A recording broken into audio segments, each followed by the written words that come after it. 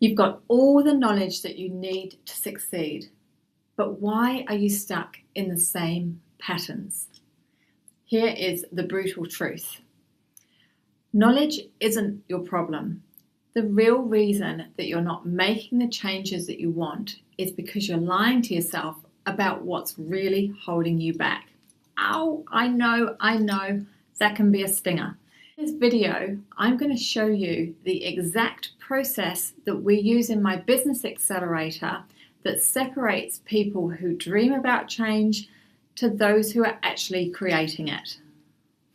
Let me start with a question that might make you feel a little bit uncomfortable. If you already know what to do, why aren't you doing it? According to research from Harvard Business School, a whopping 95% of people who buy self-help books never finish reading them. And of those who do, only 3% actually implement what they learn. Isn't that an amazing figure? The gap between knowing and doing, it isn't about willpower and it isn't about motivation. It's actually about unconscious belief systems that are running your life behind the scenes. Inside my business accelerator, we use something called the results formula, and it's going to flip everything that you thought you knew about making change on its head. The way it works is this. You have a belief.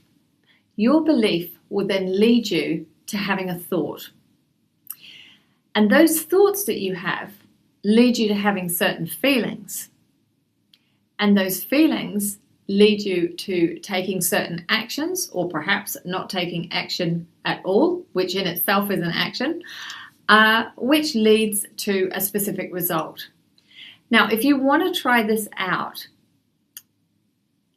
it actually works in reverse when we analyze how we have dealt with a situation.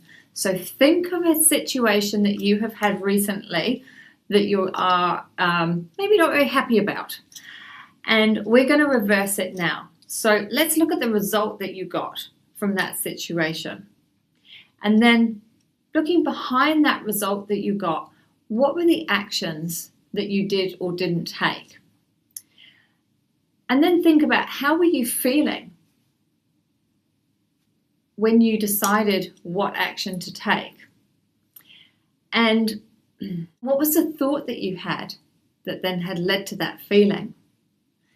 And that thought, what was the belief underneath that thought? What was that belief that you held deep inside yourself? It's a really interesting process to go through, because your thoughts are controlled by these deep-seated beliefs about what is possible for somebody like you. Now comes the part that most people want to skip. Being brutally honest with yourself about your limiting beliefs. Stop focusing on what you want and instead become aware of the belief systems that actually are controlling your life right now. What is it that you secretly believe about money, about success, about people like you, about your expertise or your industry? Write these down, even if they feel uncomfortable. The beliefs that are sabotaging you, they feel true because you've been holding on to them for so long. But feeling true and being true are two very, very different things. So here's your homework.